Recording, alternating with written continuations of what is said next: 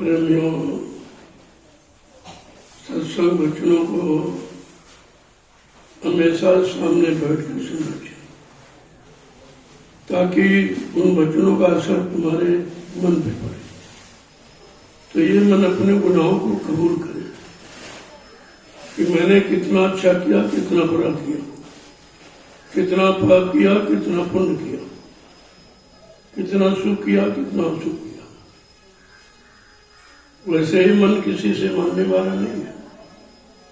इसने बड़े बड़े ऋषि मुनियों को, योगियों को, महर्षियों को, ब्रह्मचारियों को धराशायी कर दिया। ऐसा ये शैतान मन हमारे सबके मनुष्य मंदिर में रह रहा है। न हमने अपने आप तक इसको निकाल पाया है, न इस पर कोई कंट्रोल नियंत्रण ही कर पाया। और ये मन बराबर मनमानी किया करता। जब जैसी इच्छा, वासना, तमन्ना उठी इसके अंदर, तो हमारे आप के शरीर को साथ में लेकर अगर काम की इच्छा हुई तो काम की इच्छा को पूरी करा लिया, क्रोध की इच्छा हुई तो क्रोध की इच्छा को पूरी करा लिया, लोभ मोह अहंकार की इच्छा हुई तो लोभ मोह अहंकार को पूरा करा लिया। और हम आप इसका कुछ नहीं कर सकते। अंदर बैठा, इधर उधर दूर नहीं, कहीं अंदर बैठा हुआ, लेकिन अंदर जाने का रास्ता नहीं मालूम। इसका ध्यान मन पर कंट्रोल नियंत्रण कैसे किया जाए वो युक्ति नहीं मालूम। बगैर इस युक्ति के तो भक्ति हो ही नहीं सकती, और बगैर के भक्ति की शक्ति नहीं मिलेगी, और बगैर शक्ति की मुक्ति नहीं मिलेगी। इसलिए मन पर कंट्रोल करना अति आवश्यक है। कुछ नहीं करना, केवल मन पर करना। कलयुग में केवल कोई साधना नहीं। संत महापुरुषों ने कहा, बड़ा बैरी है मन घट में, इसी को जीतना कठिना। पढ़ो तुम इसी के पीछे, और सभी जतन तजना। जितने भी शारीरिक इंद्रियों के जतन कर्म है, उनसे मन कंट्रोल नियंत्रण में किसी को नहीं हुआ। न ऋषि मुनियों ने तपस्या करके कंट्रोल कर पाया, न योगियों ने योग साधना करके कंट्रोल कर पाया, न अवतारी शक्तियों ने मार काट हिंसा करके कंट्रोल कर पाया। इसलिए संतों ने स्पष्ट कहा, जिन्होंने मार मंडाला उन्हीं को सूरवीर। सच्चा सूरवीर वो है जो अपने दुश्मन मन पर कंट्रोल करे, नियंत्रण करे, अपने बस में। मरने का मतलब अपने अनुसार चलाओ, अपने अनुसार बना लो। मन तुम्हारा कहना करने लगे, तुम्हारे अनुसार चलने लगे, ये मन का मारना। तो कहा कि जिन्होंने मार मंडाला उन्हीं को सूरवीर। सच्चा सूरवीर वो है जिसने अपने असली दुश्मन मन को मार दिया। लेकिन ये किसी ने बताया नहीं कि हमारा दुश्मन कौन है। कहीं के दो पड़ोसी ठीक नहीं है, कहीं ये ठीक नहीं, वो ठीक नहीं। ये कभी नहीं सोचते हो कि हमारा मन ही ठीक नहीं। ये बुरा ही क्यों सोचता है, ये अच्छा क्यों नहीं सोचता, ये गलत काम करने की प्रेरणा क्यों देता, ये शुभ काम करने की प्रेरणा क्यों नहीं देता। जिन्होंने इस पर नियंत्रण रखा वही सच्चा सूरवीर है। वही सूरमा मन पर कंट्रोल नियंत्रण करके अपनी आत्मा को जगा के परमात्मा से मिला सकता है। कितना कठिन और कितना सरल है। अगर संत सद्गुरु की बात समझ में आ जाए, उनके इशारे, उनके वचन अगर समझ में आ जाए तो देरी कुछ नहीं। केवल समझने की देरी है और समझकर अपने जीवन में उतारने की देरी। मन को उसके अनुसार चलाने में देरी, उधर से कोई देरी नहीं। देरी हमारे आप में कि हम उस चीज को कर नहीं पा रहे, हम मन को राजी नहीं कर पा रहे। वो हमको राजी करके अपनी इच्छाओं की पूर्ति, तमन्नाओं, ख्वाहिशों की किया करता है, लेकिन हम परमार्थ की पूर्ति के लिए कभी उसको मना नहीं पाते। इसीलिए महापुरुषों ने बड़े स्पष्ट शब्दों में कहा है कि प्रार्थना अर्चना वंदना किसके लिए करो? मन के विषय भोगों की इच्छाओं के लिए नहीं, रात पार धन दौलत मान सम्मान अधिकार पद पत्नी बाल बच्चों के पाने की नहीं, अपने समर्थ दाता सदगुरु दयाल से मन पे रोक लगाने की प्रार्थना करो कि मेरे बस का तो नहीं है। जब ऋषि मुनि नहीं रोक पाए, योगी नहीं रोक पाए, ब्रह्मचारी नहीं रोक पाए, अवतारी शक्तियां नहीं रोक पाई, तो कहा ये मेरे बस का नहीं है कि अपने मन को हम कंट्रोल में दें। बस इसी की भीख, इसी की प्रार्थना हमें आपको करनी चाहिए। यह है सच्ची आध्यात्मिक उन्नत पाने की प्रार्थना। लेकिन हम सब शरीर के इंद्रियों के भोगों की प्रार्थना करते रहते हैं। राज मिल जाए, पाठ मिल जाए, धन मिल जाए, दौलत मिल जाए, औरत मिल जाए, बच्चे मिल जाए। कभी आप ये नहीं कहते कि हमको प्रभु मिल जाए या प्रभु पाने की युक्ति या प्रभु के जानकार संत महात्मा फकीर मिल जाए तो हमारी आत्मा का कल्याण हो। हमेशा आत्मिक कल्याण की बात सोचनी चाहिए, लेकिन हम कभी नहीं सोचते। जो सोचना चाहे उससे बहुत दूर है, जो नहीं सोचना चाहे उसी में रात दिन समय खराब करते। तो महापुरुषों ने एक ही इशारा करके संत मत के प्रेमियों के लिए एक ही प्रार्थना अर्जुन मिन्नत का संकेत किया कि तुम्हें क्या कहना चाहिए, क्योंकि कलयुग में समर्थ दाता दयालु सदगुरु आए जो किसी युग में नहीं आए। जब किसी युग में आए नहीं थे तो उन युगों में जीवात्माओं का कल्याण भी नहीं हुआ। हाँ, राजपाट धन दौलत मान सम्मान अधिकार दिलाने वाले आए, ये काल का सामान है। उसी सामान को हम मांगते रहे और मांग कर उसी में फंसते रहे, लेकिन किसी ने आत्म कल्याण की बात न बताई है और न किसी ने मांगी है। दोनों चीजें। जय गुरुदेव नाम प्रभु का। किसी शुभ काम को करने के पहले हमारी ये धार्मिक परंपरा है, सनातन पराविद्या है, ऋषि मुनि महात्माओं की युक्ति है कि हम कोई अच्छा काम, शुभ काम, संसार का, शरीर का, परिवार का, खेती, दुकान, दफ्तर, बिजनेस, व्यापार का करते हैं अपने मजे धर्म के मुताबिक। सभी लोग अपने अपने देवी देवता, इष्ट परमात्मा, खुदाकार, भगवान गुरु का नाम लेके ही करते। ऐसा क्यों करते? कि हम उनसे आत्मिक बल चाहते, हम उनसे आत्मिक धन चाहते हैं, और तो किसी की बात है नहीं। तो संत महापुरुषों ने कहा जब कलयुग में आए, देखो सतयुग में तो अवतार हुआ, लेकिन काल अवतार, त्रेता में भी काल अवतार हुआ, द्वापर में भी काल अवतार हुआ, लेकिन आज बड़े सौभाग्य से कलयुग के जीवों के लिए सतयुग अवतार, संत अवतार। अब संतों का आगमन क्यों हुआ? काल शक्तियों का तो इतिहास पढ़ के जान लेते हो कि मार काट हिंसा करने के लिए आए, ये धर्म की स्थापना करने आए, दुष्टों का संहार करने आए, भक्तों की शरीर मदद करने आए। लेकिन कलयुग में संत अवतार इसलिए आया है, उसके बारे में पहली बात तो हमें विश्वास होना चाहिए कि अवतार का मतलब क्या। अवतार जो अब तुमको तार दे, पार कर दे, उद्धार कर दे, उसे अवतार कहते। लेकिन ये सब कल के अवतार थे, ये काल के अवतार थे। ये पार करने वाले नहीं, मार करने वाले थे, संहार करने वाले थे। लेकिन ये बचाने वाले, पापों को क्षमा करने वाले, जीवात्मा को सच्चा रास्ता दिखाने वाले और इसको घर पहुंचाने वाले नहीं आए थे। आज ये सौभाग्य से इस समय हम सब गंदे कमजोर जीवों को मिल गया।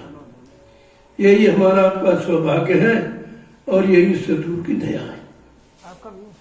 क्या कहा? कि ये माना कि कलयुग के अवतार तुम हो, ये माना कि कलयुग के अवतार तुम हो, ये जाना कि जीवों के आधार तुम हो,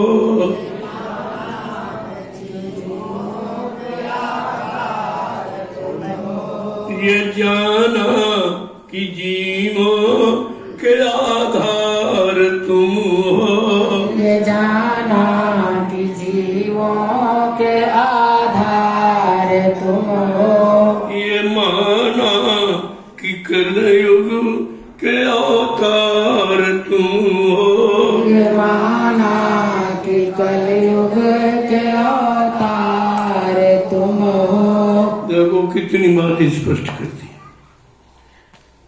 अवतार सदियों में हुआ, त्रेताद्वापर में हुआ, लेकिन वो किस लिए आए थे? मार काट के। वो समाज की व्यवस्था के लिए, वो आत्मा की व्यवस्था के लिए नहीं आए थे, वो समाज के कल्याण के लिए आए थे, आत्मिक कल्याण के लिए नहीं आए थे। अब हम सबको ये विश्वास करना पड़ेगा कि हमारी जीवात्मा के कल्याण के लिए कौन सा अवतार है। सज्जू का तो अवतार नरसिंह का देखा, और त्रेता में रामावतार पढ़ा आपने, द्वापर में कृष्णावतार पढ़ा, लेकिन इनका काम क्या था? मार काट, हिंसा और यानी धर्म की स्थापना, केवल मानव धर्म की स्थापना के लिए आए। ये नहीं आए कि जीवात्मा के कल्याण के लिए आए, या परमात्मा से मिलाने के लिए आए, या जीवात्मा को उसके घर पहुंचाने के लिए आए। इसलिए कहा ये अब विश्वास करो कि तुम्हारी जीवात्मा के कल्याण का समय आ गया। अब वो समय आ गया जो तीनों युग में नहीं था। तीनों युग में अवतार हुए हैं, लेकिन अवतार संहार के थे, लेकिन ये अवतार सुधार और संहार के। तभी तो कहा है कि कठिन काल के जाल में जो फंसे हैं, कठिन काल के जाल में जो फंसे हैं, कठिन काल के जाल में जो फंसे हैं, कठिन काल के जाल में जो फंसे हैं, विकट माया की मार से जो डसे, निकट मार माया से विकट माया की मार से जो डसे, मार से जो डसे हैं, ऐसे लाचार जीवों के रखवार तुम हो, ऐसे लाचार जीवों के रखवार तुम हो, ये माना कि कलयुग के अवतार तुम हो, ये माना कि कलयुग के अवतार तुम हो, ये जाना कि जीवों के आधार तुम हो, ये जाना कि जीवों के आधार तुम हो, समय से दिया नाम का दान तुमने, समय से दिया नाम का दान तुमने, समय से दिया नाम का दान तुमने, समय से दिया नाम का दान तुमने, जगाया सबों को दिया ज्ञान तुमने, जगाया सबों को दिया ज्ञान तुमने, मुझे अधम पापियों के रखवार तुम हो, के रखवार तुम हो, मुझे अधम पापियों के रखवार तुम हो, मुझे अधम पापियों के रखवार तुम जीवों के आधार तुम हो। ये जाना कि जीवों के आधार तुम हो। ये माना कि कलयुग के अवतार तुम हो। ये माना कि कलयुग के अवतार तुम हो। समय से दिया नाम का दान तुमने। समय से दिया नाम का दान तुमने। जगाया सबों को दिया ज्ञान तुमने। जगाया सबों को दिया ज्ञान तुमने। मुझे अधम पापियों के सरकार तुम हो। मुझ धर्म पापियों के सरकार तुम हो। ये माना कि कलयुग के अवतार तुम हो। कि कलयुग के अवतार तुम हो। ये जाना कि जीवों के आधार तुम हो। ये जाना कि जीवों के आधार तुम हो। सताती है मन को विषम वासनाएं। सताती है मन को विषम वासनाएं। सताती है मन को विषम वासनाएं।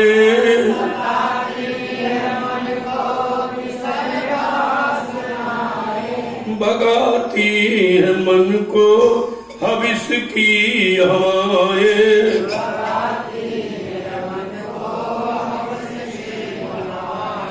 भगाती है मन को हविष की हवाएं।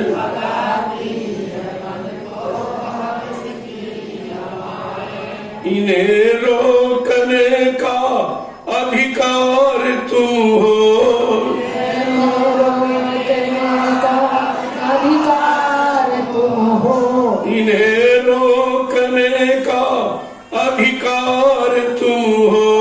इसे रोकने का अधिकार तुम हो। ये माना कि कलयुग के अवतार तुम हो। ये माना कि कलयुग के अवतार तुम हो। ये जाना कि जीवों के आधार तुम हो। ये जाना कि जीवों के आधार तुम हो। तुम्हारा अजब खेल जग में निराला। तुम्हारा अजब खेल जग में निराला। तुम्हारा अजब खेल जग में निराला। तुम्हारा अजब खेल जग में निराला। मिलाया सबों को पिलाया सबों को भरा प्रेम प्याला। पिलाया सबों को। पिलाया सबों को भरा प्रेम प्याला। पिलाया सबों को भरा प्रेम प्याला। इन्हीं प्रेमियों के करतार तुम हो। इन्हीं प्रेमियों के करतार तुम हो। ये माना कि कलयुग के अवतार तुम हो। ये माना कि कलयुग के अवतार तुम हो। ये जाना कि जीवों के आधार तुम हो। ये जाना कि जीवों के आधार तुम हो। ये सतगुरु विनय है ये तुमसे हमारी। ये सतगुरु विनय है ये तुमसे हमारी। ये सतगुरु विनय है ये तुमसे हमारी। ये सतगुरु विनय है ये तुमसे हमारी। लगा दो लगन ऐसी अपने भजन की। लगा दो लगन ऐसी अपने भजन की। लगा दो लगन ऐसी अपने भजन की। लगा दो लगन ऐसी अपने भजन की। इस मेरी नैया के पतवार तुम हो। मेरी नैया के मल्लाह तुम्ही हो। इस मेरी नैया के पतवार तुम हो। मेरी नैया के पतवार तुम हो। ये माना कि कलयुग के अवतार तुम हो। ये माना कि कलयुग के अवतार तुम हो। मुझे भागे गरीबों के धनवान तुम हो। मुझे भागे गरीबों के भगवान तुम हो। मुझे भागे गरीबों के धनवान तुम हो। मुझे भागे गरीबों के भगवान तुम हो। ये माना कि कलयुग के अवतार तुम हो। माना कि कलयुग के अवतार तुम हो। ये जाना कि जीवों के आधार तुम हो। माना कि जीवों के आधार तुम हो। प्रेम से बोलो, जय गुरुदेव। प्रेम से बोलो। जय गुरुदेव नाम प्रभु का। प्रेमियों, जब ऐसा विश्वास हो जाएगा तब जीवों का कहीं उद्धार कर लेना निश्चित है। लेकिन विश्वास करना बड़ा मुश्किल है। अगर पिछले 3 युगों के इतिहास को पढ़ोगे तो कभी विश्वास नहीं होगा, क्योंकि वो अवतार संहार के और ये अवतार उद्धार और संहार के। इसलिए बिना सत्संग के तो विश्वास आपको हो ही नहीं सकता। सत्संग माने सत्य की जानकारी, हर युग की जानकारी लेने के बाद आपको अपने कलयुग के युग की जानकारी करनी होगी। तुम्हें पिछले युगों के इतिहास पढ़ाए जाते हैं, सुनाए जाते हैं, बताए जाते हैं, लेकिन हम लोग सब कलयुग में बैठे हैं। हमें तो अपने युग का इतिहास चाहिए। इसलिए सम्राट दाता दयालु ने ये वादा किया है कि मैं कलयुग का इतिहास बनाने आया। ऐसा इतिहास बनाऊंगा जो भूते न भविष्य थे। सतयुग त्रेता द्वापर के लोग अपने अपने युग के इतिहास को भूल जाएंगे और मैं ऐसा चमत्कार करके दिखाऊंगा कि हिंदुस्तान ही नहीं सारा विश्व नमस्कार करेगा। ये कितनी बड़ी बात है, इसी को समझना। अब समझोगे कैसे? पहले अपने शैतान मन को समझाओ। मन ही समझेगा तो काम हो जाएगा, और जब तक मन नहीं समझेगा तब तक कोई उपाय, कोई साधना, कोई पूजा पाठ, तीर्थ का सहयोग नहीं करेगा। इसलिए महापुरुषों ने कहा, जब भी प्रार्थना आरजू मिन्नत करो, इस शैतान मन को रोकने की, और इस शैतान मन को तो कोई रोक नहीं पाया। जो इतिहास आपने पढ़ा है या जो तुमको पढ़ाया सुनाया गया है, उसमें तो मन के नियंत्रण की कोई बातें नहीं कही।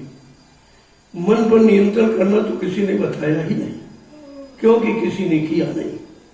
और कर पाता और लाभ मिल जाता तो जरूर बताता। हमें आपको अब केवल एक ही आरजू मिन्नत प्रार्थना करनी चाहिए कि मन पे रोक लगा दो सतगुरु, मैं चरणन पढ़ूं तुम्हारे।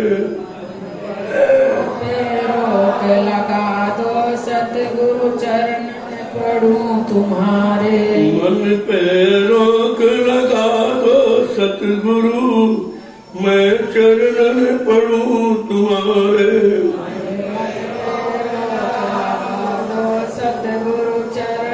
मन की चाल बड़ी अलबेली, नापन वाले हारे।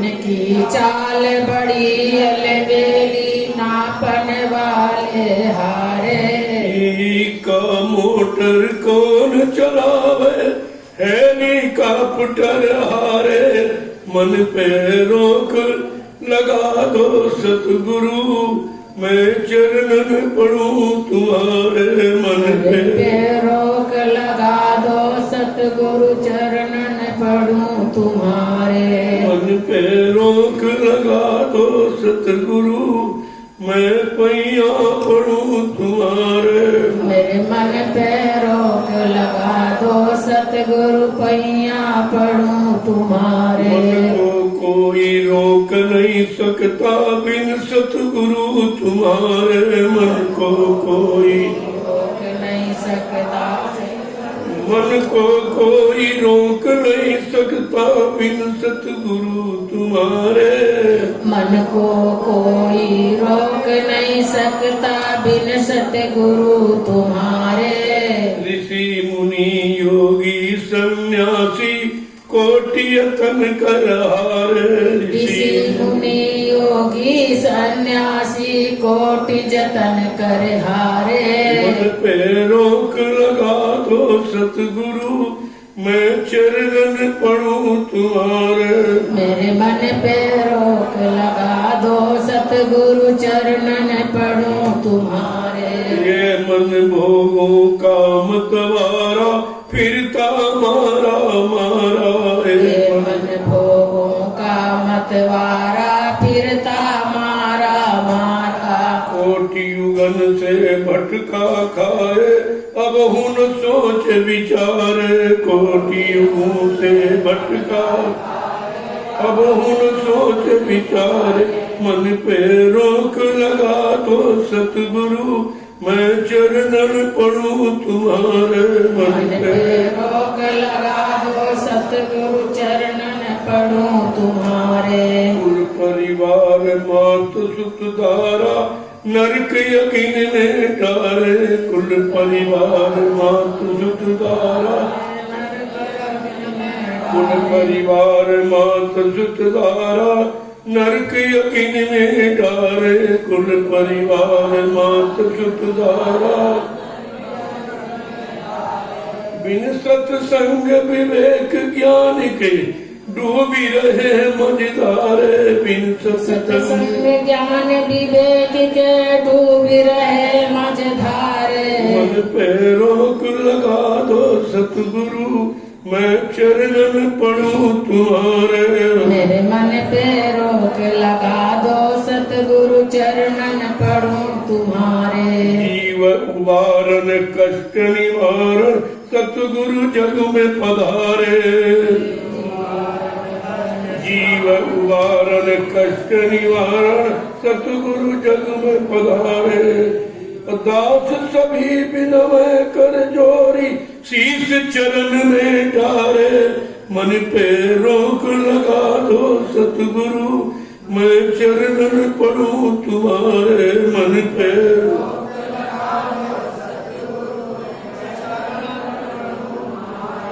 जय गुरुदेव नाम प्रभु का प्रेमियों एक एक वचन को बड़ी गौर के साथ ये दीपावली का पावन कार्यक्रम है बिल्कुल अलग सत्संग होगा जो आपने कभी सुना और इसी की अब जरूरत है। इधर उधर की बातें करने से गाना गाने से काम नहीं चलेगा। अब तो अपनी मन की पुकार मन का दर्द उसको सदगुरु के चरणों में अर्पित करना है और कुछ नहीं करना। ये धन दौलत रुपया पैसा अर्पण नहीं होता। अपने मन के कलुषित विकारों को अर्पण कर दो। जो हो गई भूल हो गई गलती हो गई अपराध हो गया आप उसकी क्षमा कर दीजिए। हम सब अज्ञानी जीव हैं कलयुग के दम पापी जीव हैं। हमने कभी अच्छा न किया है न सोचा है न जाना है। आपकी दया कृपा मेहरबानी हो जाए तो ये काम संभव है। ये बड़ा संभव है। इसको करना इतना आसान नहीं है, लेकिन बिना सत्संग के, बिना संतों के वचनों के, बिना सदगुरु की दया के ये काम कोई नहीं कर सकता। वो पिछले युगों की पूजा पाठ, तीर्थ व्रत, दान, हवन, जप, यज्ञ, स्नान काम नहीं करेगा। ये तो जड़ पूजा है। जल पूजा जल सामान पाने के लिए की जाती है। तीनों युगों में जल पूजा जल सामान पाने की इच्छा से लोगों ने किया कि हमें राज मिल जाए, पाठ मिल जाए, धन मिल जाए, दौलत मिल जाए, औरत मिल जाए, बच्चे मिल जाए, मान सम्मान रोजगार मिल जाए, लेकिन ये नहीं कहा कि हमारी जीवात्मा का उद्धार हो जाए। एक तो बिना सत्संग के तुच्छ नहीं हो सकता। कोई ये कहे कि हम किताबें पढ़ के, कोई कहेगा हम पूजा पाठ करके, कोई कहेगा हम अक्षर ज्ञानी बनकर परमात्मा की प्राप्ति कर लेंगे, बहुत असंभव है, वो नहीं है, हो ही नहीं सकता। महापुरुषों ने इशारा करके जीवों के लिए चेतावनी क्या कहा कि सत्संग सार है जीवन का, सत्संग सार है जीवन का। ये जीव बिचारा क्या जाने, ये जीवन बेचारा क्या जाने। सत्संग सार है जीवन का, सत्संग सार है जीवन का। ये जीव बिचारा क्या जाने, यह जीवन बेचारा क्या जाने। जो फंसे काल के चक्कर में, जो फंसे काल के चक्कर में। ये सत्संग में आना क्या जाने, सत्संग में आना क्या जाने। जो फंसे काल के चक्कर में, जो फंसे काल के चक्कर में। सत्संग में आना क्या जाने, सत्संग में आना क्या जाने। सत्संग सार है जीवन का, सत्संग सार है जीवन का।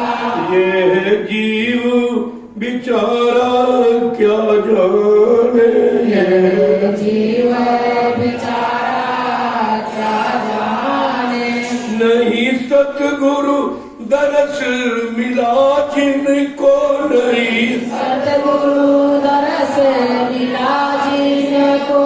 वो पापो मिटाना क्या जाने, जो सतगुरु, मिटाना क्या जाने। जो सतगुरु दरस नहीं पाया, वो पापो मिटाना क्या जाने, जो सतगुरु दरस नहीं पाया, वो पाप मिटाना क्या जाने। सत्संग सार है जीवन का, सत्संग सार है जीवन का। ये जीव बिचारा क्या जाने, जो जीवन बेचारा क्या जाने। जो फंसे काल के चक्कर में, जो फंसे काल के चक्कर में। सत्संग में आना क्या जाने, सत्संग में आना क्या जाने। जो काम क्रोध नहीं लोभ तजे, जो काम क्रोध नहीं लोभ तजे। वो भक्ति कमाना क्या जाने, जो काम कमाना क्या जो काम जाने। क्रोध नहीं लोभ तजे, वो भक्ति कमाना क्या जाने, जो काम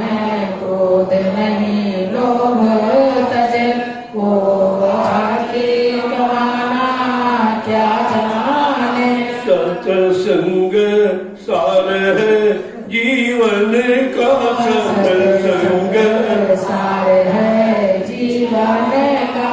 ये जीव बिचारा क्या जाने, ये जीवन बिचारा क्या जाने।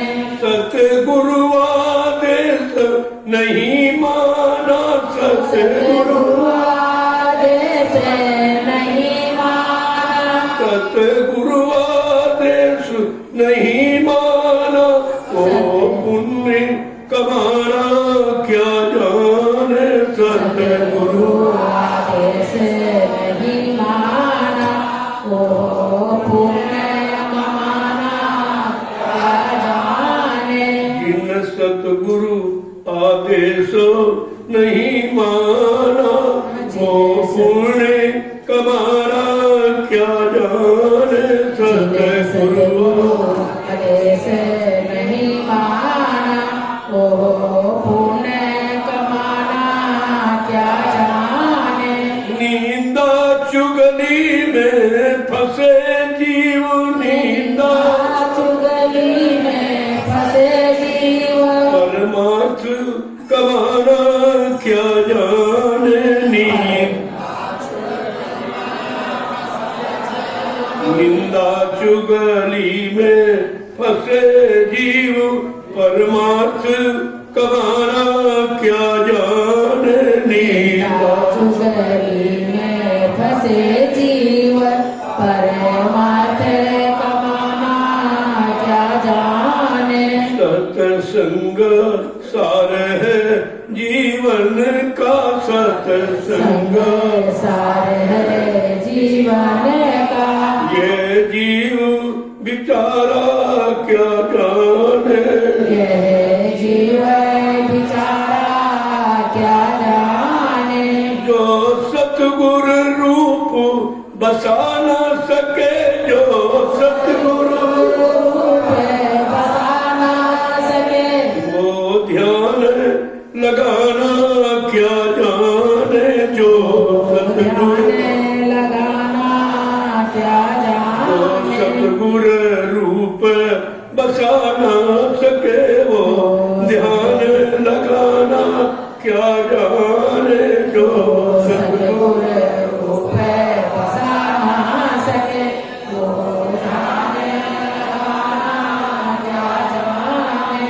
मन मरा न इंद्री भोग तजा, मन मरा इंद्री भोग तजा। वो सुमिरन करना क्या जाने।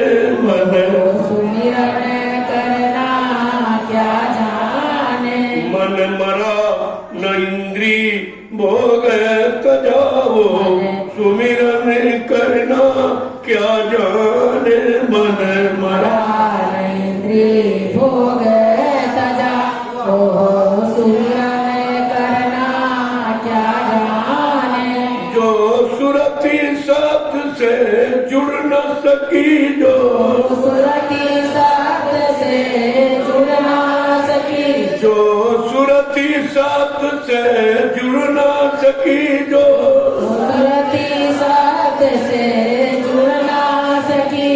अंतर का तराना क्या जाने। अंतर का तराना क्या जाने।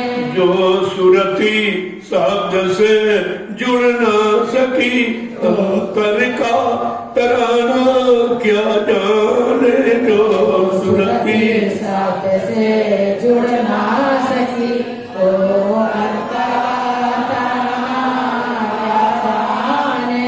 जिन शब्द कमाई करी नहीं, जिन शब्द कमाई करी नहीं। जिन शब्द कमाई करी नहीं, जिन्हें शब्द कमाई करी नहीं। सत्संग सुनाना क्या जाने। जिन शब्द कमाई करी नहीं, सत्संग सुनाना क्या जाने। जिन शब्द कमाई करी नहीं, सत्संग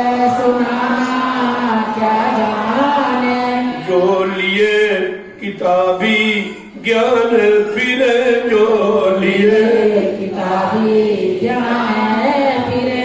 मोह सुरती जगाना क्या जाने जो लिए, सुरती जगाना क्या जाने।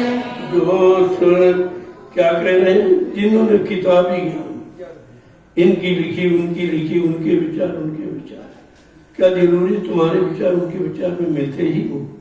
क्या उनकी स्थिति तुम्हारी स्थिति एक समान हो? क्या तुम्हारे मन की आदत उनकी आदत में मेल जो हो? इसलिए महापुरुषों ने कहा कि जो लिए किताबी ज्ञान फिरे, जो लिए किताबी ज्ञान फिरे। वो सुरती जगाना क्या जाने, वो जगाना क्या जाने। 4 में 18 पुराणों को रख डालो। किताबें सूर्य जीवात्मा नहीं जगाते, भाषण की प्रवचन जीवात्मा को नहीं जगाते। कहते हैं कि जिन्होंने नाम की कमाई, शब्द की कमाई नहीं की, वो सत्संग की महिमा नहीं जानता है।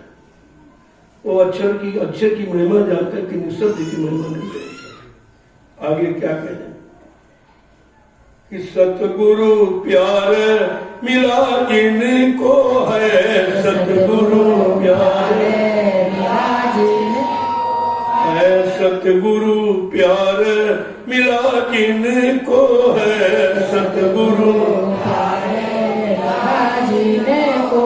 वो मान बड़ाई क्या जाने, अपमान बड़ाई क्या जाने। है, सतगुरु प्यार मिला जिनको, अपमानो बड़ाई क्या जाने है, सतगुरु प्यार मिला जिनको, अपमान बड़ाई क्या जाने। सत्संग सार है जीवन का, सत्संग सार है जीवन का। ये जीव बिचारा क्या जाने, जीवन बिचारा क्या जाने। साथ वही कहलाता है, साथ साथ वही कहलाता है, जो गुरु बचन को निज माने। साध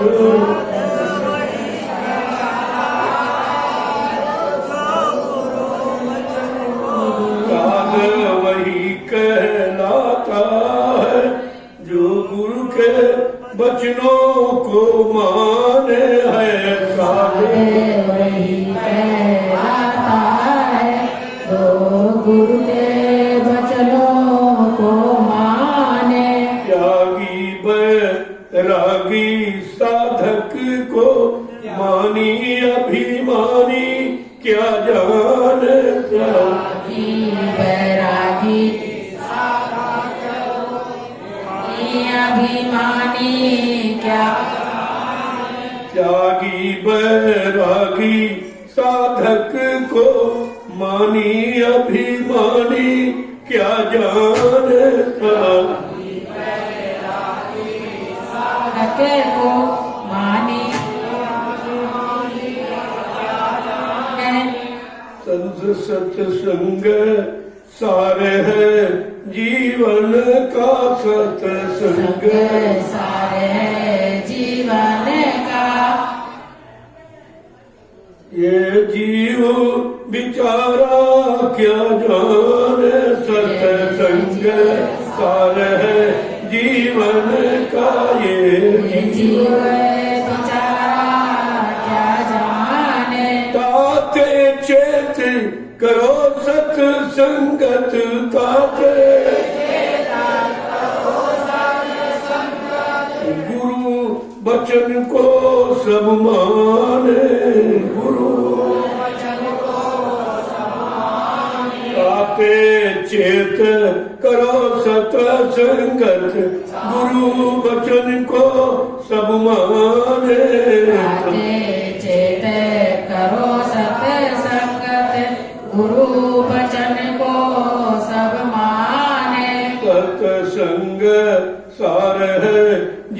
जीवन का सत्संग सार है जीवन का। ये जीवो बिचारा क्या जाने, यह जीवन बेचारा क्या जाने। जो फंसे काल के चक्कर में, जो फंसे काल के चक्कर में। देखिए महापुरुषों ने एक एक शब्द को कैसे गढ़ के कहा। यह है साधक की पहचान, यह साधक के गुण है,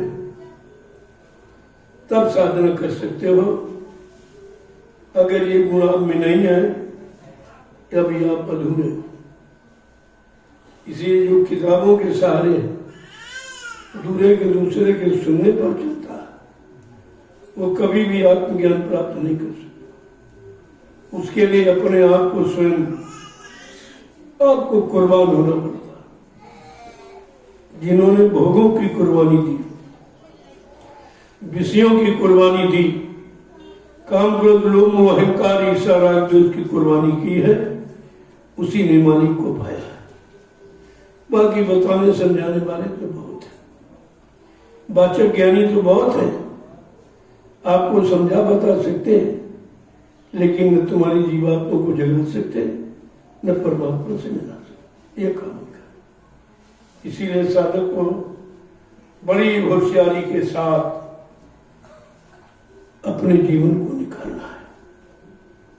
किसी के बहकावे में नहीं, परमात्मा ने मानव बुद्धि दी है परीक्षा के लिए। इससे अच्छे बुरे की पहचान करो, अपने पराये की पहचान करो, गुरु शिष्य की पहचान करो, भक्त और भगवान की पहचान करो, तब कहीं जीवन का रास्ता निकलता है। ऐसे तो बहुत लोग आए, बहुतों ने कुछ कहा, किसी ने कुछ कह दिया, लेकिन वो मन की कल्पना है, वो तो उनके मन का विचार। अगर जिसने किया होगा वो चुप रहता है, वो बोलता नहीं है। जब गुरु का आदेश पाता है तो कुछ कहता है, नहीं तो चुपचाप बजेगा। संत मत के साधक को ये हिदायत है कि कहना न बोलना को ताले जुआ पर रखना। चुटकी का खेल अब की चुटकी बजा दिखा, कुछ कहना नहीं है। परमात्मा कहने सुनने का विषय ही नहीं, वो तो करने का विषय। जब तक करनी नहीं तब तक कहना बताना सुनना पढ़ना सब झूठ है। और जिसने कर लिया वो कहता नहीं है, वो तो अपने काम में लगा। जब तक पूर्ण गति को नहीं प्राप्त कर लेता है वो कुछ कहना ही नहीं चाहता, वो किसी से कुछ बात करना ही नहीं चाहता। और ये आदचल गगरी चल कर क्या है, जिन्होंने कुछ नहीं जाना, कई किताबों में पढ़ लिया, कहीं किसी मुंह की सुन लिया, बस उसी में भागने लगे। आज एक गुरु परिवार बिछड़ा क्यों है? यही कारण, आपने उनकी सुनी है जिन्होंने गुरु की नहीं सुनी, आपने उनकी मानी जिन्होंने गुरु की नहीं मानी, आपने उनको माना है जिन्होंने गुरु को नहीं माना। तब कल्याण कैसे होगा? बिन गुरु भवनी तरह न कोई, जो विरंस संघर्ष। इतना साफ साफ कहते हैं कि ब्रह्मा विष्णु महादेव के समान कोई धनवान बलवान बुद्धिमान क्यों न बन जाए, लेकिन बगैर सदगुरु के कोई भवसागर पार नहीं जा सकता। वो सदगुरु कहलाने वाला नहीं, काम करने वाला, ले जाने वाला, पहुंचाने वाला। और वो जिसके पास नाम नौका, आप किस पर बैठा के ले जाओगे जीवन को? अगर नाम नौका नहीं है तो बैठा के ले जाएंगे। वो दूसरों की नाम नौका की बात करता है। कबीर साहब आए, उन्होंने सत्य नाम की नौका लगाई। देखिए सब पालन, सब पालन। विष्णुदयाल जी आए, राधा स्वामी नाम की नौका, ये लगा है नौका, ये नौका है। और ये उस समय की है जिस समय वो आए थे, उस समय के जीवों के लिए जो उस समय जीव थे और उनकी बात पर विश्वास किया था, उनका काम, तुम्हारा नहीं होगा। तुम पिछले नामों को दोहराते दोहराते कितना समय निकल गया। सीताराम, राधे श्याम, शिव शंकर सब कहते कहते, लेकिन कुछ भी नहीं हुआ। क्यों? वो करने वाले नाम नहीं, वो करके चले गए। इतना अधिकार उनको मिला था मृत लोक मंडल में जीवों को जगाने का, उतना काम उन्होंने किया। सबका जगाना भी अलग अलग है। कुछ तो जीवों को जगा के खड़ा कर दिया और कुछ बता दिया और कुछ समझा दिया और कुछ बैठने के लिए कहा कि बैठ जाओ। जो बैठ जाओ वो भी नहीं अभी बता रहा सही बात वो बताएगा जो बैठा कर घर पहुंचाएगा, उसकी जरूरत आज। आपको यही तो भ्रम हो जाता, किसी ने कुछ कह दिया, अरे संतों की बातें तो अच्छी है ही, वो तो खराब हो ही नहीं सकती, लेकिन किस संत ने क्या कहा, सत्पुरुष से उसको क्या आदेश मिला, कितना अधिकार मिला है, उतनी बात उसने कही। लेकिन ये नहीं कहा कि इसके आगे कुछ नहीं है या यही सब कुछ। यही वेदों ने कहा, नेत नेत कर वेद गुरावे, संत बता वेद नहीं पावे। 4 वेद 18 पुराणों में क्या कहा कि भाई ये अंत नहीं है, इसके आगे और कुछ है। इन लोगों ने उसको बिगाड़ कर दिया कि वेदों ने कहा बस अंत है और दूसरे नाम तक नहीं। दूसरे नाम के आगे सारी सृष्टि के उस पार संतों के सिवा कोई गया ही नहीं। और उसी की चर्चा हो रही दूसरे नाम की। जो आपको नामदान मिला है वो दूसरा नाम वही ब्रह्म का है। ब्रह्म के आगे पार ब्रह्म है, पार ब्रह्म के आगे महाकाल है, महाकाल के आगे सत्पुरुष है और सत्पुरुष के आगे अनामी धाम। आपको तो उसकी जरूरत है जो तुम्हारे घर का।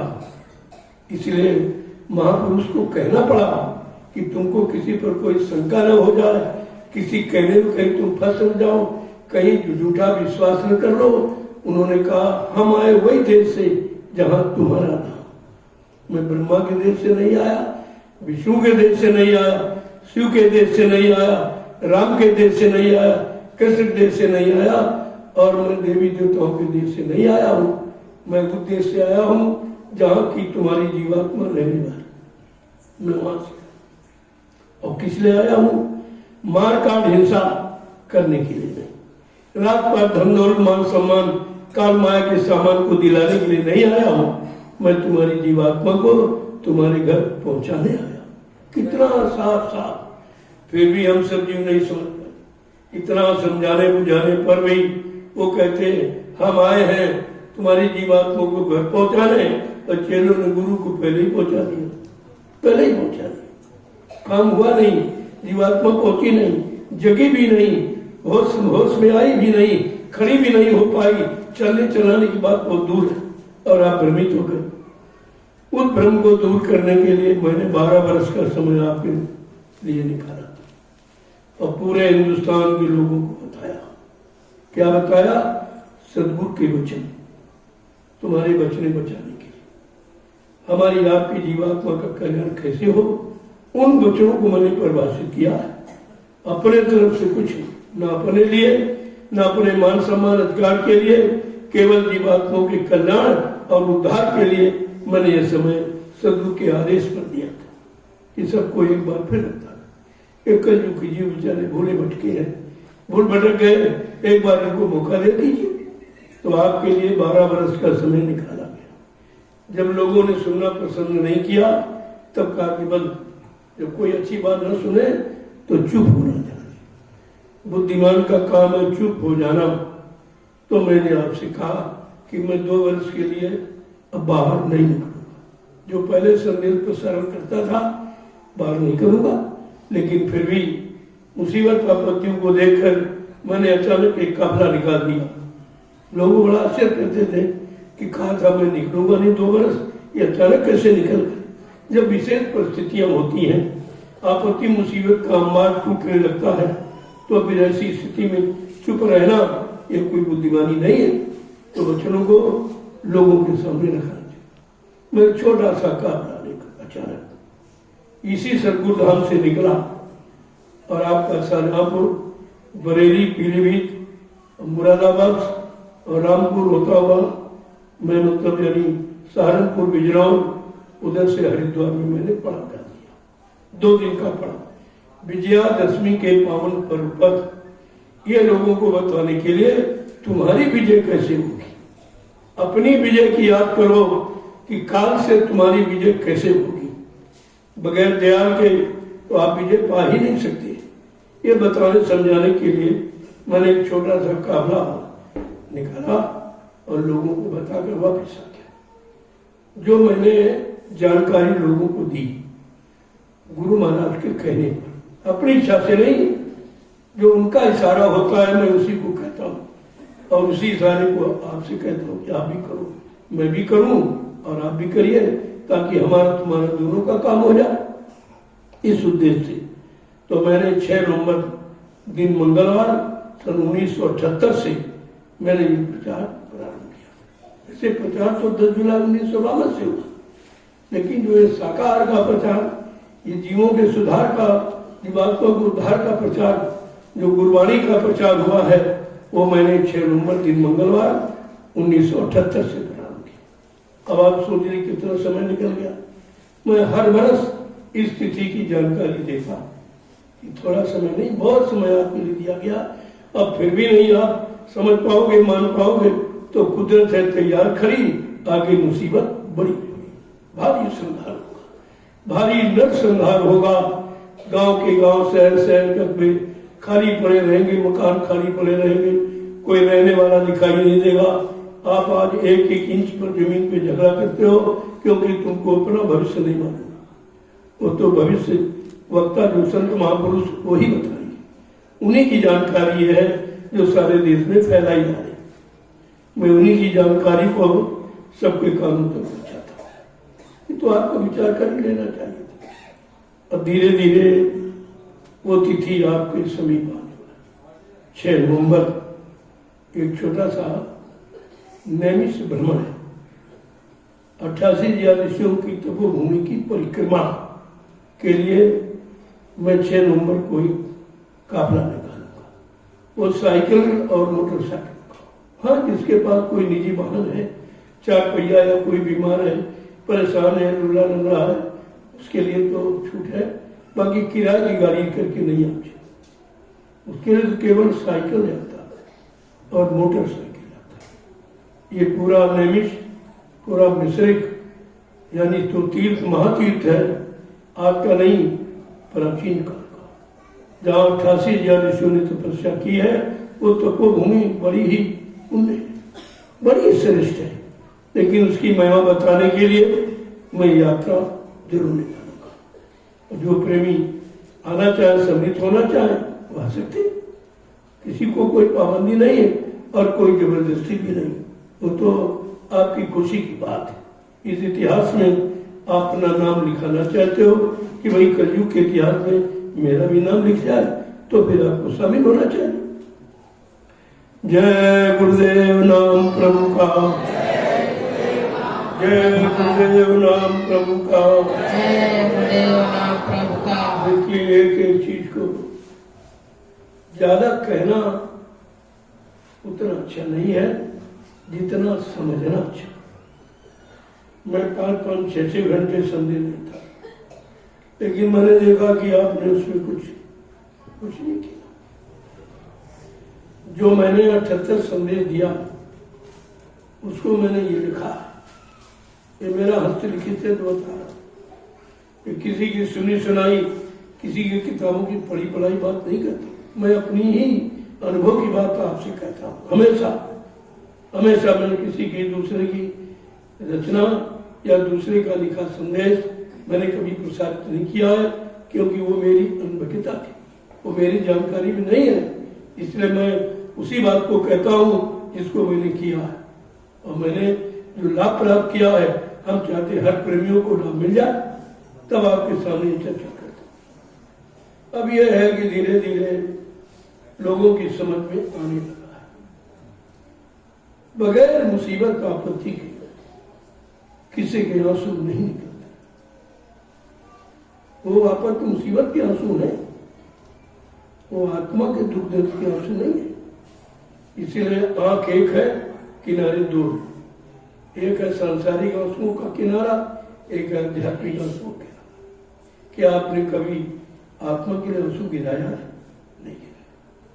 मीरा ने गिराया, सहजबाई ने गिराया, कबीर साहब, नंद मटू, प्रहलाद, जितने भी संत कलयुग में आए, हजारों आए, सबने बीरा का आंसू गिराया उस मालिक को पाने के लिए, अपनी जीवात्मा के दुख दर्द को दूर करने के लिए उन्होंने आंसू गिराया। कबीर साहब ने इसीलिए कहा कि मेरे आंसू संसार के नहीं है, संसारिक मान सम्मान पाने वाले नहीं है, मैं तो अपनी जीवात्मा का कल्याण पाना चाहता हूं। तब उन्होंने कहा, हंसी हंस कंथन पायो, जिन पायो तिन रोए, हंसे खेले पियो मिले तो कौन सुहागन, बिन रोए नहीं पाइयो साहब का दीदार। बिना विरह का आंसू गिराए मालिक का दर्शन न किसी हुआ न कुछ। क्या भजन में आप रोते हो, सुमरन में आपके आंसू निकलता, ध्यान में कभी आंसू नहीं, दुनिया जानो इस व्यस्त बहाते रहते हो, ये आंसुओं की छवि को खराब करते हो। आंसू की एक मर्यादा है, आंसू तो मालिक से मिलाने के लिए होता है, लेकिन आपने ऐसा आंसू कभी गिराया नहीं। वो काल माया के सामान पाने के आंसू गिराते हो, जो सामान तुम्हारा है ही नहीं, न तुम्हारे साथ गया न किसी के साथ नहीं गया। आपके परिवार से, गांव मोहल्ले से कितने लोग चले गए, क्या कोई कुछ लेके गया? तो इसी से आपको सीख लेनी चाहिए, जब कोई नहीं ले गया तो तुम कैसे ले जाओ? अगर ले जाने का विधान होता तो हमारे आपके पहले अनेक करोड़ों लोग चले गए, कोई न कोई तो ले गया होता। इससे मतलब है कि भाई ये जाने वाला सामान नहीं है, ये काम बनाने वाला सामान, अपने प्रयोग करने वाला सामान है, और प्रयोग करो, दुरुपयोग नहीं करो। लेकिन आप तो सब दुरुपयोग करते, हर चीज का दुरुपयोग, सदुपयोग करना आपको आता ही नहीं। वो तो सत्संग सिखाएगा कि सदुपयोग का मतलब क्या। सांसारिक वस्तुओं के खरीदने में धन खराब करना व्यर्थ है, कोई लाभ उसका नहीं। अगर यही परमात्मा में खर्च कर दिया तो आपका काम बन जाएगा। इसीलिए संतों ने परमार्थी संदान सेवा रखी कि परमात्मा में खर्च करना सीखो, जो तुम्हारे साथ जाएगा, तुम्हारे अनंत जन्मों के पाप कर्मों को धो देगा। ऐसा नहीं है, ये माया भी काम आती है, लेकिन माया से काम लेने वाला कोई होना चाहिए, तब आप ले सकते। तो माया तो आप रोज ही खर्च करते, एक दान करता, एक शराब पीता, दोनों माया खर्च करते, लेकिन दोनों का खर्च करना कहाँ है, इस पर भी आपको विचार करना चाहिए कि बुरे पाप कर्मों के लिए माया मिली है कि शुभ अच्छे कर्मों के लिए मिली है, कि अपनी आत्मा के कल्याण में खर्च करने के लिए या संत महापुरुषों के आदेश पालन में खर्च करने के लिए। यह जानकारी सब आपको करनी चाहिए, लेकिन आपने किया कुछ नहीं, बस सुनते रहते, भूल जाते, सुनते रहते। इसलिए मैंने संदेश का समय बहुत थोड़ा रखा कि उतना कहूंगा जितना समझ के आप कर सको। ये कहानी किससे नहीं है जो इस काम से सुनो उस काम से भूल जाओ, और यही आपने किया है, यही कारण की दर दर की ठोकरें खा रहे हो। अभी तुम्हारे किसी काम की शुरुआत भी नहीं का कारण, इसलिए मैं ज्यादा समय नहीं देना चाहता। इबादत और भजन कब होता है, कैसे होता है, किस स्थिति परिस्थिति में होता है, ये थोड़ा समझ लो, क्योंकि आपको भजन करना है। तो महापुरुषों ने क्या कहा कि जब तलक तेरे मन में शराफत न होगी, जब तलक तेरे मन में शराफत न होगी, जब तलक तेरे मन में शराफत न होगी, जब तलक तेरे मन में शराफत न होगी, गुनाहों के दिल से इबादत न होगी, गुनाहों के दिल से इबादत न होगी। एक एक वचन पर गौर करना कि भजन क्यों नहीं होता, सुमरन क्यों नहीं होता, ध्यान केवल बाहर से कहते। महापुरुष क्या कहते हैं, मुर्शिद कामिल फकीरों ने क्या हुक्मनामा जारी किया है, सबको सुनना चाहिए कि जब तलक तेरे मन में शराफत न होगी।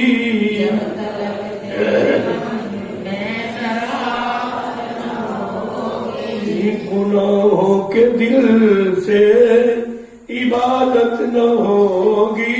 गुनाहों के दिल से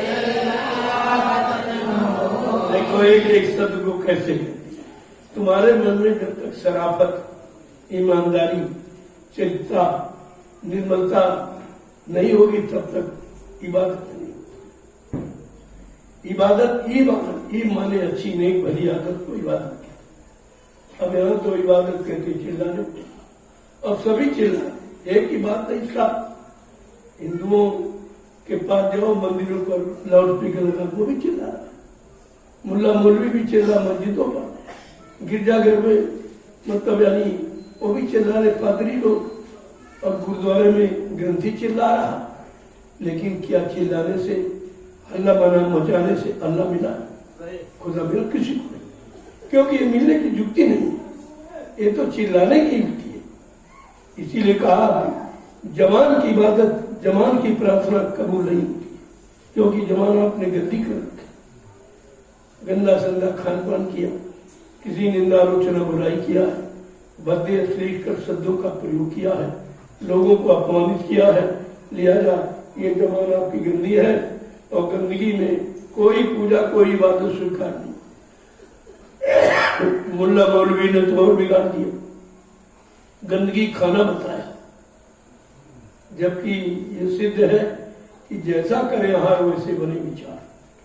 जैसा भोजन करोगे वैसे विचार बनेंगे, जैसे विचार करोगे वैसी सोच होगी, जैसी सोच होगी वैसे कर्म करोगे, जैसा कर्म करोगे वैसा फल मिलेगा। तो आप तो आहार सबका खराब, इसलिए शाकाहार का प्रचार करना अति आवश्यक हो गया। ये जीवों को जानकारी सबके लिए, ये किसी एक के लिए नहीं है। संत फकीरों का पैगाम कलाम सबके संपूर्ण इंसानी मानव जाति के लिए होता है। उनका किसी धर्म से, किसी मजहब, किसी जात पात, छोटा बड़ा, गरीब अमीर से मतलब नहीं होता। तो क्या कह रहे हैं आगे? जब तलक तेरे मन में शराफत न होगी, जब तलक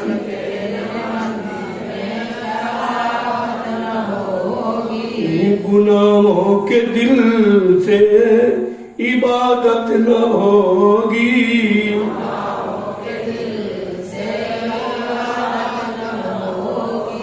रहम करना रहमान का हुक्म है।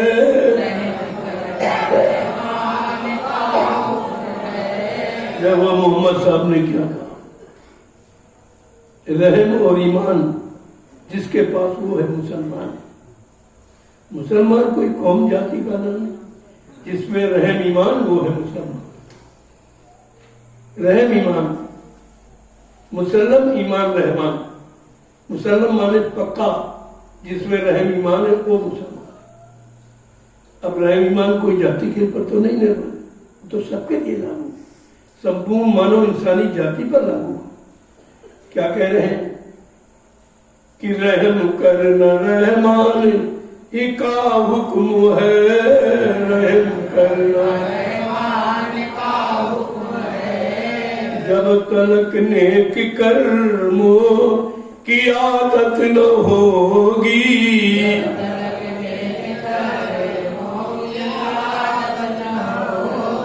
जब तलक नेक कर्मों की आदत न होगी,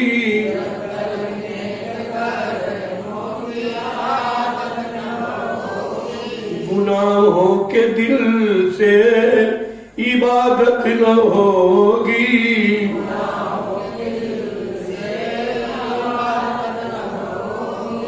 ये है, देखिए कितनी साफ साफ कहती, यह है जिसमें जिस्मानी मस्जिद खुदा की,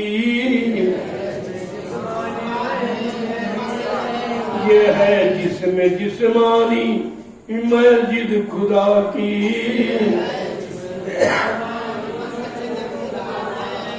बिना प्रभु भजन सर सलामत न होगी।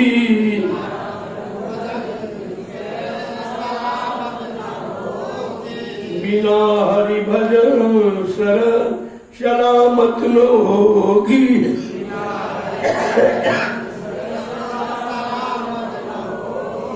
गुनाहों के दिल से इबादत न होगी।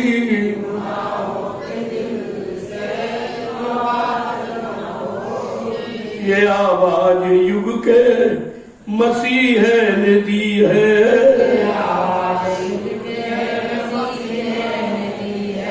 ये आवाज युग के मसीह ने दी है।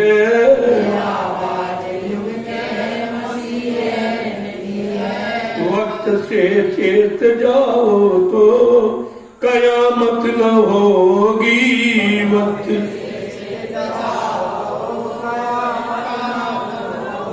वक्त से चेत जाओ तो कयामत न होगी।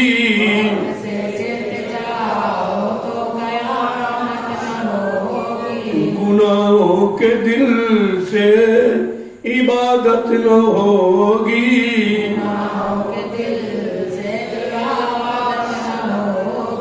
जब तलक तेरे मन में शराफत न होगी।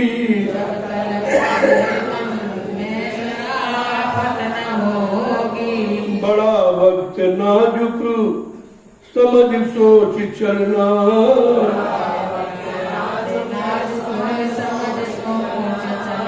बड़ा वक्त नाजुक समझ सोच चलना।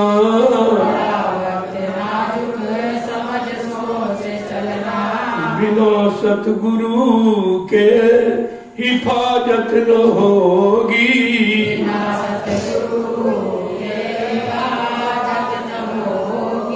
बिना सतगुरु के हिफाजत न होगी।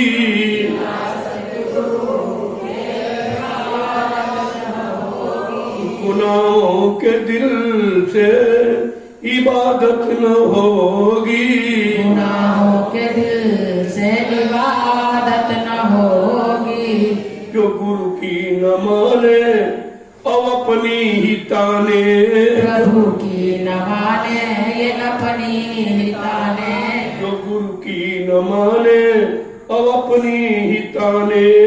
प्रभु की न माने ये अपनी ही ताने।